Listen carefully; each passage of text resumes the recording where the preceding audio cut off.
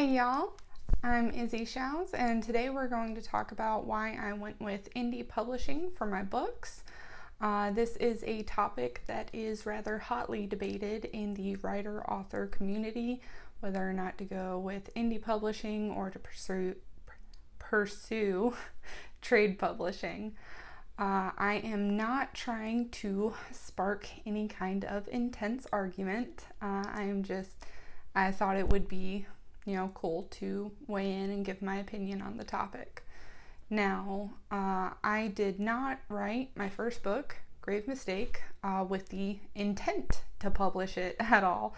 I just kind of wanted to get it down out of my brain and write it. I had started other books in the past, but I never actually finished one before, so it was kind of like I wanted to see if I could finally write a book from beginning to end, and I did, large in part due to some changes that I made in my life. A big one of those was getting my ADD medication sorted out, which is something that I'm actually going to talk about later, writing with ADD and how it can complicate things and what to do to get through it, but that is not the topic for today.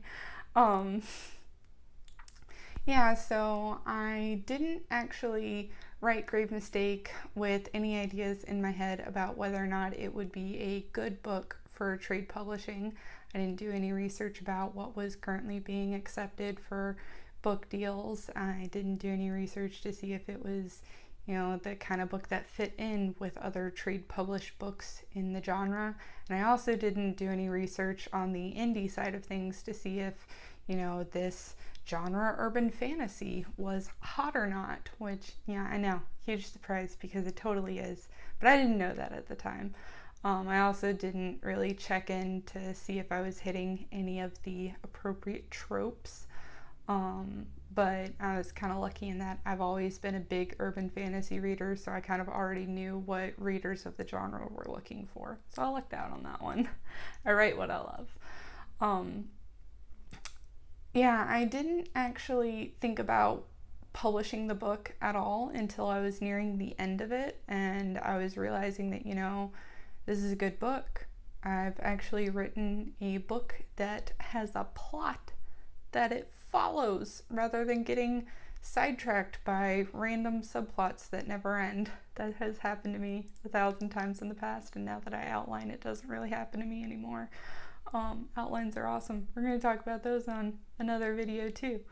So I had a very loose outline for Grave Mistake, and I've gotten a lot tighter with that. Grave Mistake needed a lot more editing than my other books, but when I was nearing the end and I realized that I was going to be able to finish this book, I realized that, I could actually pursue my dream of publishing a novel and possibly becoming an author. That has been a childhood dream of mine ever since I can remember. I wrote my first book when I was like 5 years old. It was about squirrels. So at that point I was just like, I kind of need to figure out which way I want to go with this. And I kind of still had a lot of baggage where it came when it came to indie publishing, where I thought, that's what you do when you can't get a book deal with a real publisher. And I had a lot of negative opinions about books that were indie published. And then, but I've always had the belief that I shouldn't really judge something until I've explored it and given it a chance.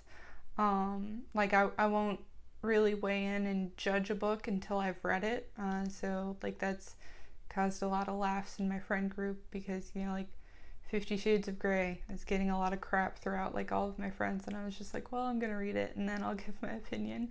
I'd heard a lot about it and I didn't like what I heard, but I read it and guess what? I didn't like it.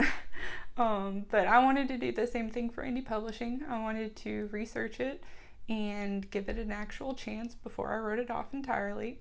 I read a lot of indie books at that point. I made sure that I was specifically searching out books that had been self-published, which was a little difficult at first because, you can go through Amazon, you can see the publisher, and if the publisher name is like I forget it off the top of my head, but it says like Amazon or something for the publisher name, and that means that it's a self-published book.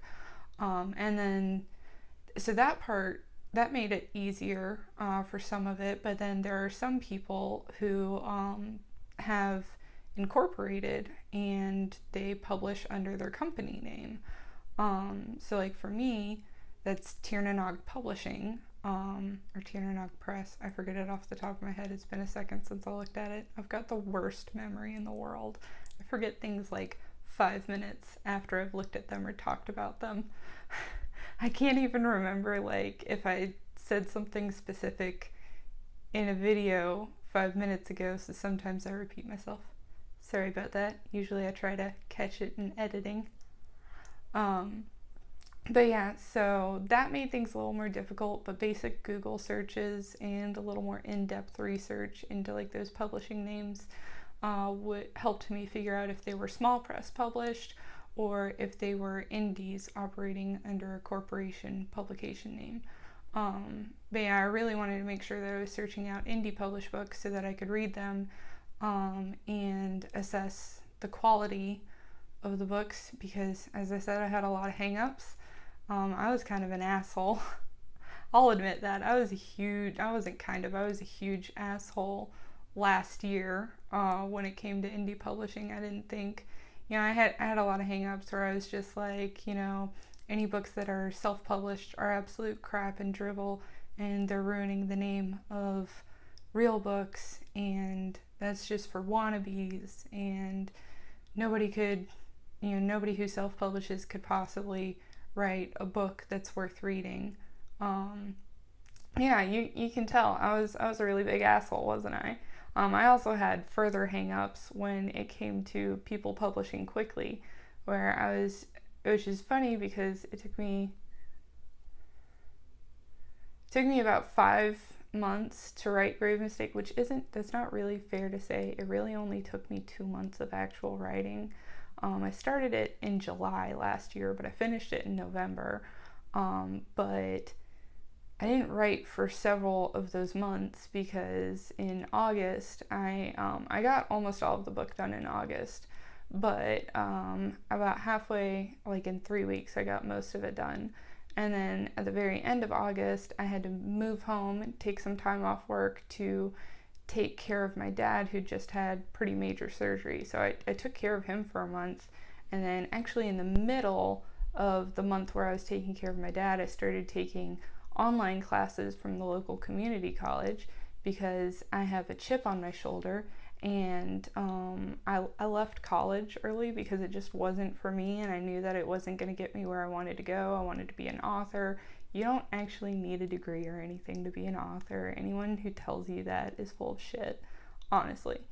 You can tell them I told you that, and you can send them my way, and I'll argue them to fucking death and beyond. I love arguing. I'll do it.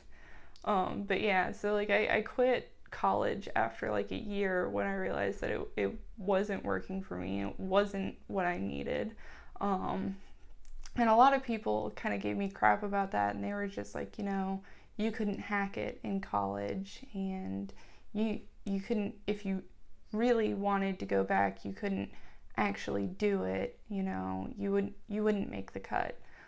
So I took some classes at the local community college for a semester to prove that I could do it to these fuckers who kept giving me shit, and I got straight A's, so fuck you. I can do college if I want to, but I don't want to. I don't need to. I'm a full-time author working for myself, and I make fucking good money at it. So, fucking bite me. Fuck. Have I said fuck enough in this video? But yeah, so I was taking some online classes at the same time that I was taking care of my dad, and then of course I had to finish the semester after I moved back home. So I was working like 50, 60 hours a week at my regular job, and I was putting in like 40, 45 hours a week into my schoolwork because, I wasn't taking any shortcuts. I was giving it, my full attention because I didn't want to half-ass it, and I wanted to prove to people that I could do it and I could be dedicated if I wanted to, which I can. I just don't want to. for that. I can be dedicated to other things because I want to. But yeah, so that took up like all of my time. I had like, and then between, actually getting ready and getting to work and coming back from work, I worked at home, but my work was very emotionally draining. Like I had several panic attacks when I was working there. And so like I always needed to decompress a little, which, maybe some people out there are gonna tell me that I didn't work hard enough, and if I'd really wanted to, I could not take that decompressed time and I could have gotten more words done. To that, I say, fuck you. Mental health is very important, and you shouldn't encourage people to sacrifice their mental health. What the fuck is wrong with you? But yeah, so I had to take some time to decompress from work and frequently cry. And then, I had to eat lunch and dinner. I never eat breakfast. I still don't eat breakfast. Breakfast is for squares. I love breakfast food, though. ADD moment. Oh, I whispered that. ADD moment, if anyone was wondering what I just said. But yeah, I was working, I was crying after work, I was eating.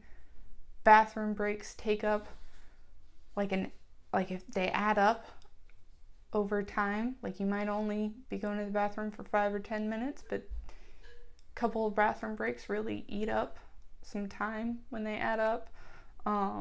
I was doing schoolwork, I was doing a lot of things, and so I wasn't sleeping a lot. I got like 6 hours of sleep at night, sometimes less, and I had appointments like all the fucking time, like, and I have a lot of doctor appointments, and I get my hair done. Which, is a luxury. I'll admit that. I probably don't need to get my hair done, but, this probably sounds stupid to other people, but my hair actually really helps boost my self-confidence and my mental health. So it's important to my mental health. It's part of self-care. So I had a lot of appointments that ate up whatever free time I had left, and then most of the time I had like a spare 20 to 30 minutes in the day, and I would try to get some writing done, but I also wasn't working from a real outline, and I wasn't utilizing writing sprints at the time, so I wasn't writing as much per hour as I am now. So I really didn't get very much writing done while I was taking my classes, which is why it took me 5 months to finish Grave Mistake, compared to Blood Hunt, which took me less than a month. And now I can write a book in about a week and a half. But yeah, what was I saying? Oh yeah, I had a lot of hang-ups about people who could write books quickly. I also assumed, just like any self-published book had to be crap, that any book that was written quickly had to be crap. And at that point, I was pretty sure self-publishing wasn't for me. But then I read a bunch of indie books, and I realized that, these books are actually pretty high quality. They're really good. I'm an asshole for thinking these things. There's nothing wrong with self-publishing. So at that point, I realized that I need to actually make the decision about what I wanted to do. And at the end of the day, it actually, I made a pros and cons list. I researched them both to hell and beyond. But it really came down to a personal decision for me. And that was that no one on earth is going to care about my books as much as I do. They're definitely not going to care about my books more than I do, which means that, nobody is going to put in the effort to make it a success like I would, and nobody is going to, market it as much as I would try to market it. And I wanted to make sure that my book had the best chance it ever possibly could to be a success, and that meant that I needed to do it myself. I'm also a fucking control freak, and I didn't want, anyone changing my story, cutting my characters to pieces so that the entire thing is unrecognizable from what it originally was. I didn't want anyone else deciding what the cover was going to be. I'm a female author. I have a female main protagonist. There's a highly good chance that someone is going to slap a pink cover with a girl in a ball gown on it, which, no offense, if that fits your book, then that's perfect. You need a cover that fits your book, but it doesn't fit my book. And I wanted a cover that was going to convey what my book is actually about, which I think mine does. So I knew that there was a pretty high chance that I was going to get a shit cover. Not a shit quality cover, but a shit cover in terms of like whether or not it was good for my book. If I went with trade publishing. So, control freak. I kind of wanted to do it all myself. So that's really what it came down to for me is, who would care about my book the most? Some faceless publisher or me, and being an absolute control freak, which is every aspect of my life. But I also made a pros and cons list, and I'm going to share that with you because it might help some other people to decide, what they would like to do with their book. So we're going to dig into that.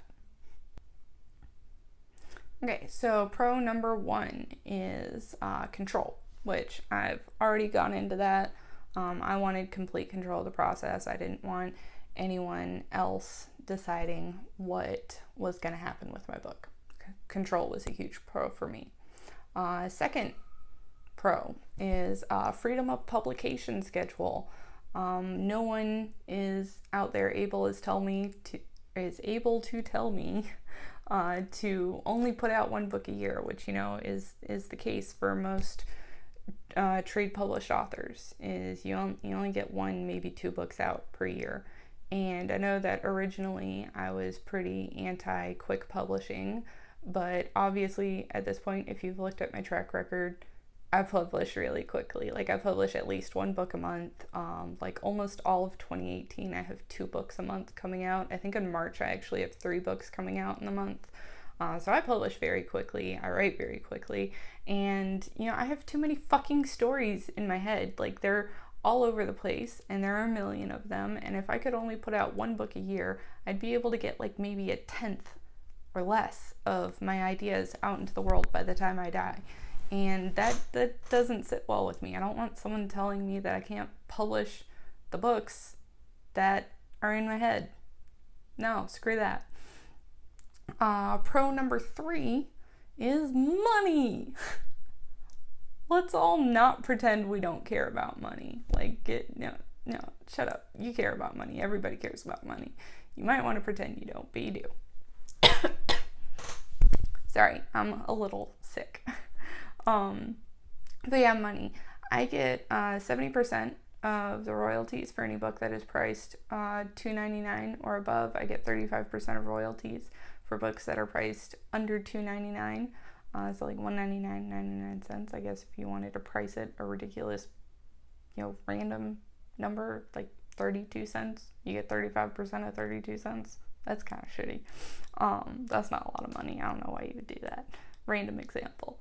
But yeah, so that's a pretty high amount in comparison to what you would get with a trade publisher. Not that you're ever probably going to see royalties with a trade publisher, let's be honest. But so I get to keep most of the money. I also spend a lot of money marketing my books and getting appropriate covers. Like most of my covers are like $600 and above. So I put a lot of money into creating and marketing my books, but I also make a lot of money and I get to keep all of that money. So money was a big factor in that. Pro number 4 is no waiting. I didn't have to shop my book around for a year or more to get an agent, and then I didn't have to sit on my ass and wait around for them to shop it to publishers to maybe get a book deal. No waiting at all. I get to publish my books as soon as they're done, and I don't have to, fuck around, wait a million years to get my book out into the world, which probably doesn't sound that important right off the bat, but consider the fact that the longer you wait to publish your book, the more likely it is that your book is going to go stale, that it's not going to be relevant at the time that you publish it, and that you'll miss the market. Genres come in and out of word, whether or not they're hot. I forget. Success. Fuck. My brain. I'm sick. Yeah, no, so like some genres are hot at, 1 year and some genres are hot another year. And if you sit on your book for too long, it's possible that the book you wrote isn't going to be hot anymore and it has less of a chance at success. So not waiting around was a really big deal for me. Pro number 5, genre acceptance. I write urban fantasy, which is really hot in the indie world, but it's actually not as hot in the trade publishing world. Yeah, obviously everyone knows there's Jim Butcher and the other established authors who are writing urban fantasy, but the trade publishing world just isn't very accepting of new debut authors writing urban fantasy. So, trade publication is a long shot from the very beginning, but it was a longer shot for me as an urban fantasy writer. I had a much lower chance of getting a book deal writing urban fantasy. So genre acceptance was a pretty big pro for me. Pro number 6. We're at 6, right? I think we're at 6. Pro number 6 is the freedom to pursue a series if it is not initially a success. In the trade publication world, if your first book does not take off, you're not going to get another book deal. That's just the way it is. And plus, they make you wrap up your book 1 in a really nice tight ending that is satisfactory and doesn't really leave readers begging for more. So even if you get a book 2, you don't get as much read through.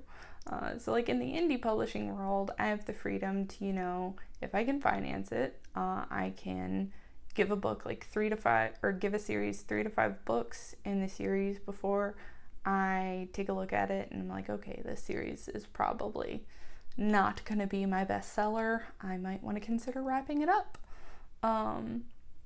So yeah, the freedom to make that decision myself and to not put out a book 1 and then never put out a book 2, which really pisses readers off. That was a huge pro for me.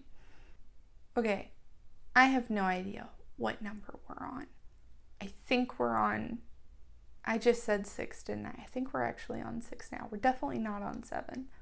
We're abandoning this number system. All right.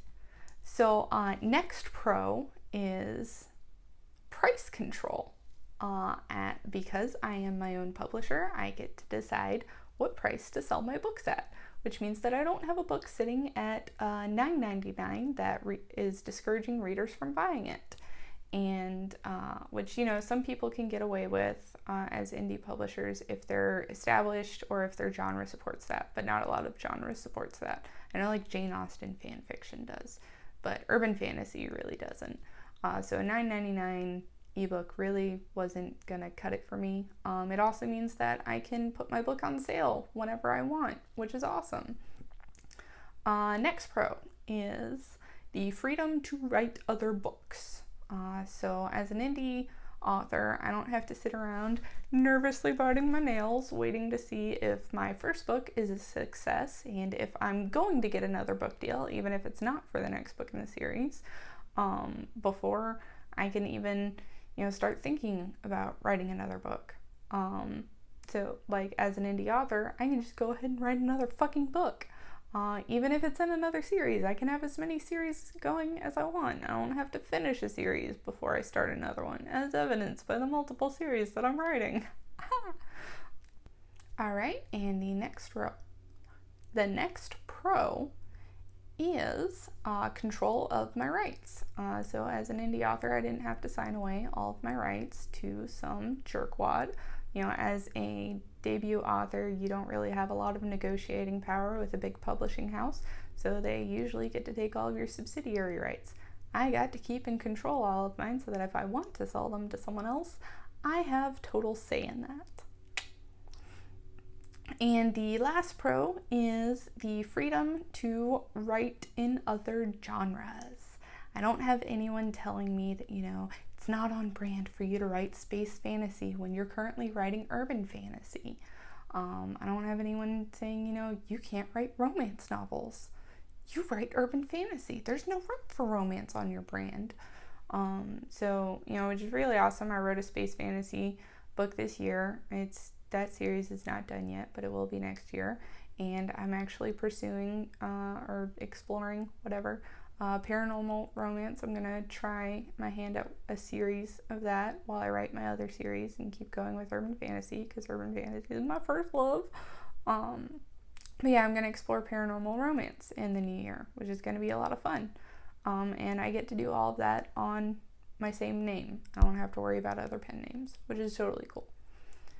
All right, we have talked about a lot of pros. It is only fair now to talk about the cons. All right. Con number 1 and number 2 really go together, but I feel like they deserve to be their own cons. No help and no big muscle power. No help means that I'm doing everything on my own. I have to hire anyone that I want to help me. So if I want an editor, I have to hire them myself. If I want a cover designer, I have to hire them myself. My marketing, I had to do all of that on my own in the beginning. I'm lucky enough now that I have the ability to hire someone else to do my marketing, because I fucking suck at marketing. Ads are completely beyond my ability to comprehend, so I'm really lucky about that. But yeah, so in the beginning, before I even published Grave Mistake, I spent several months saving up my money so that I could hire people, because I got no fucking help. And then con number 2 is no big muscle power. With trade publishing, if you're really fucking lucky, you might get picked by a big publisher. And then if you're really, really fucking lucky, they might decide that your book is the next Harry Potter and put a lot of muscle power behind it. And then, your book has a really high chance of being fucking amazing. So, you don't get that chance with indie publishing. But, that's a really fucking long shot, for anyone, regardless if you're actually pursuing trade publishing. The odds of that happening are slim to none. So I felt like it deserved to be a con, but it's not really realistic. And I know I'm arguing with my cons already, but I can't help it. I don't want to represent these cons as things that could actually, are guaranteed to happen. Okay, next con is no advance. So with trade publishing, obviously you get an advance, and that's super awesome because money. You don't have to worry about how your book's going to sell because you already got your payday.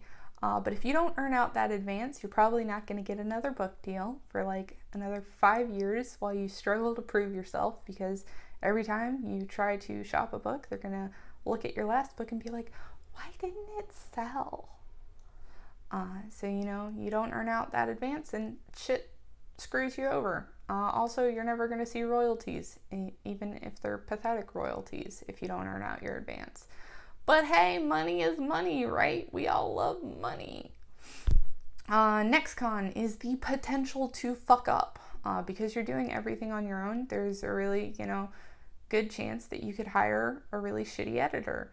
Or you could not do your research properly and make your own cover, which, some people are also graphic designers, which is totally cool. If you know the market and you can make a banging cover, then hell yeah, do it yourself. That's awesome. But most of us can't make our own covers, and so it's probably going to be shitty if you do that and you're not one of those talented people. Take a good hard look at yourself before you do that. But yeah, going back to the first point, you could hire a really shitty editor. Take it from me, I fucked up with my first editor and I got slammed in the reviews for it. That's not fun. So it's really hard to find a good editor, but do your research, get sample edits, and make sure that you're getting someone who's quality. All right, and my last con is a much lower, almost nil chance of becoming a household name. Now, I'll admit it, I'm kind of shallow about this, if that's what you want to call it, but I think everybody has their dreams, even if they seem unattainable, and one of my dreams is to be a household name. I want to be the person where, like, if someone's having a conversation and they're like, I really love urban fantasy. Then the person they're talking to is going to be like, oh, Izzy Show's books. Yeah, those are fucking amazing. I want to be the person that you think of when you hear a genre that I write in. I want to be that person. Just like, when you hear the word fantasy, most people think of Tolkien. I'm never going to be as big as Tolkien. I know that. But a lot of people think of like George R.R. Martin. And so, I want to be a household name. I want to be someone that people talk about. One of my amazing dreams that's never going to happen probably is, a TV show or a movie deal. And I think it would be really awesome to see my characters come to life on the big screen. You have a very low chance of that happening as an indie author. You still have a low chance of that happening as a trade published author, but it's a little bit higher. I do want to stress that it's not impossible for indies. I do know a couple of other indies who have gotten their books optioned for a TV or movie deal. And whether or not that option goes to production, option money is nice money. So yeah, that's a big dream of mine. Another big dream related to being a household name is that I really care about representation, and I want like little girls to look at Blair and be like, hey, I can be her. I can be the hero in the story. It's not just for boys to be the hero in the story. Because like one of my friends, when she was little, she would play like Star Wars make-believe with her brother, and she was never allowed to be a Jedi because Luke's a Jedi and Leia isn't. Obviously that's different now with Rey, but at the time, there was Leia, and Leia wasn't a Jedi, so she didn't get to play a Jedi, and that's really fucking shitty. She should have punched her brother, but my answer is violence. But yeah, so I would like to provide that representation to someone. But representation, that's really important to me, and that's probably going to get its own video later on because I could talk about that for literally hours on end. Alright, so that is probably enough pros and cons for you to think about right now. This video is getting pretty long already, god damn it. Apparently I can't make a short video. I'm sorry about that. I'm working on it. But yeah, so those are my pros and cons for deciding to be an indie author. I would love to hear from you. Let me know in the comments or on your blog, or make your own video, which option you went with and why you went with that. Like, what was the big make or break option or pro or con or whatever for you that made that decision? I'd love to hear about it. If you have any other questions about pros or cons for being an indie author, hit me up for that too. Leave them in the comments or something. I'd love to chat with you guys. Yeah, don't forget to subscribe to my channel. I put out new videos on Wednesdays most of the time, usually. I try to anyways. I'm working on it, I swear.